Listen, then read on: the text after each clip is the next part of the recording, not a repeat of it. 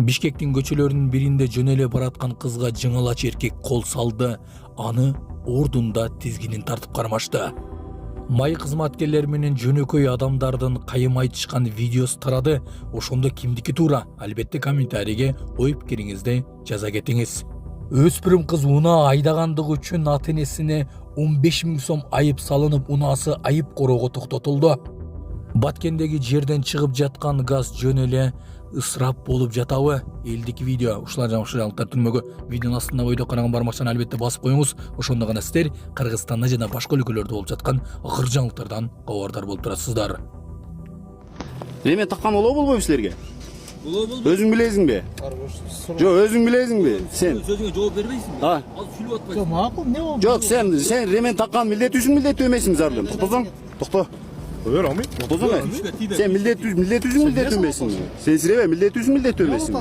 Жок, милдеттүүсүң, милдеттүү эмесиң. Сөзүң кайталап кой. Ремен такканга милдеттүүсүң, милдеттүү эмесиңби? Кайталап кой болду. Өзүң билесиңби? Абалсын ойлойм. Өзүң билесиңби сен? Ремен таккан, тагадын такпайсыңбы? Мына ремени жок, мына сотрудник кетип атат. Көчөдө бараткан кызга жылаңач киши кол салды. Окуянын видеосу соц түйүнгө тарап кызуу талкуу жаратты.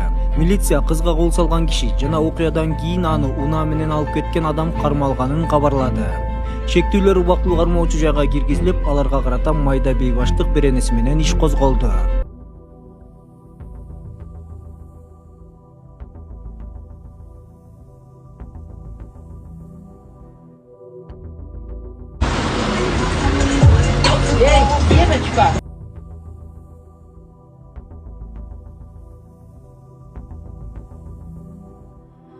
Көчөп интернетке чыккан автоунаа азыр такси мүлгүсү 726 автоунаасы жашы бүтүн өспүрүм башкарып бараткан боюнча стоянка айып короосу токтотулду, текшерүү протокол өткөзүлдү. Мына урматтуу туугандар, Пидев аймагындагы 6 скважинанын бирөөсүнөн ушинтип газ чыгып аткан экен, келип көрдүк. Оозун жаап бекитип койгон, бирок ошо бекиткен жерден чыгып аткан газдын напорун карагыла. Өтө күчтүү. Бул видеону бир жыл мурун жергиликтүү тургун тартып, интернет аркылуу коомчулукка жарыялаган. Мен азыр Кадамжай районундагы Баткен нефтегаз ишканасына караштуу газ чугучу куурдун жанында турам. Өзүңүздөр көрүп тургандай, бул жерде азыр газ зуулдап чыгып турат, үзгүлтүксүз. Анткени ушул куурдун бекитмеси ушул селден зыян тартып, талкаланып бузулуп калгандыктан азыр газ үзгүлтүксүз түнү күнү ушул жерде чыгып турат. Бул кандай коркунуч бар, кандай кооптулук бар? Муну мантыкча коркунуч бар да. Мына койчулар эмне жандырып берсе, бул кичпайына жарылып кетиши мүмкүн. Күйсө токтобой калабы? Күйсө токтобой, бак кызып туруп, темирде кызып туруп жарып бериши мүмкүн кичпайына.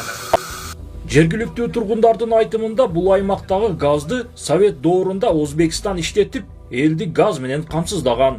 Азыр эми мында көгүлтүр отту өндүрүү токтоп, жыл өткөн сайын көпчүлүк тетиктери жараксыз абалга келүүдө. Азыркы мезгилде Кытай компаниясы тендерде утуп, Кытай компаниясы буну тейлеп атат. Азыр бир канча иштерди жүгүрүп келип, разведка иштерди кылып, биректе скважина газды чыгарып койду.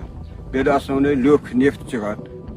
Газовый скважиналар көп мерде. Бирок иштеткенге каражат керек, техника керек. Газоборудовый газа специалисттер керек мерге. Кадамжай районундагы пайдаланылбай жаткан газды жергиликтүү эл айтып, барбаган жери калган эмес. Ал эми райондук бийлик тарабынан газдын запасын аныктоо боюнча иш-чаралар кабыл алынып, тийиштүү министрликтерге изилдөө жүргүзүү боюнча сунуш каттар жиберилген.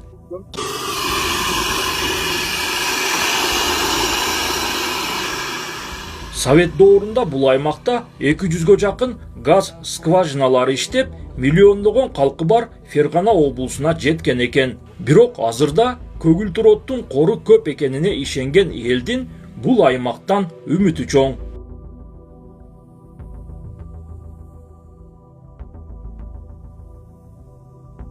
Эненин жүрөгү чыдаш кыйын экен.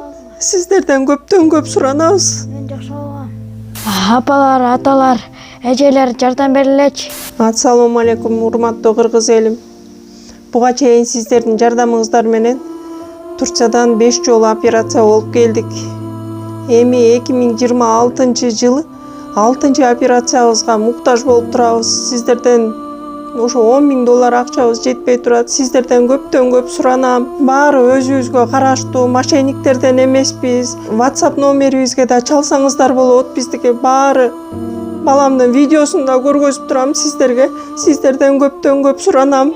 Баланын бир жери ооруса эненин жүрөгү ооруйт дегендей кыйналып кеттик. Азыркы мезгилде ушу тез арада бизге акча керек болуп турат. Баланын көзү жылтыраса эненин жүрөгү чыдаш кыйын экен. Сиздерден көптөн көп суранабыз. Баардык карталар өзүмө караштуу. Мбанк 210513 Жанаркүл Д деп чыгат. Россия өлкөсүнөн котором дегендерге Сбербанк бар, өзүбүзгө караштуу ал дагы. Баардыгыңыздардан жардам сурайбыз терең ыраазычылык менен. Урматтуу кыргыз элим, апалар, аталар, эжелер жардам берилечи. Башка балдардай мектепке баргым келип атат. 40 операция болайын деп калды. 1 сомдон 10 сомдон да болсо жардам бериле. Аныч.